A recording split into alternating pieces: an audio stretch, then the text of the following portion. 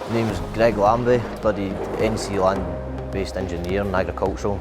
I've just completed a 3-year Modern Apprenticeship with Daniel Ross Engineering, which took place at SRUC Oakridge. Over the moon, we managed to reach the finals of ALBAS for Lantra Awards. I couldn't have asked for any more. I've aimed to get here, simply because of the pressure that was above me from previous workers and still working at Lantra. They've all managed to reach the final and go on and win it. So for myself to get here, I'm over the moon. As I've come to college, you always want to be the best that you could be and prove yourself that you are the best. The only way you can do that is really just keep your head down and get on with the job. And hard work does pay off. Sometimes it's not the easiest, it is hard going, but if you stick at it, you will get there.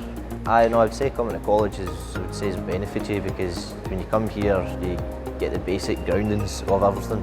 But at the same time, I would say going to your workplace after the college for a couple of months before coming back generally does benefit you, because you're then hands-on, getting stuck in about all the jobs, and you put into practice what you've learned here.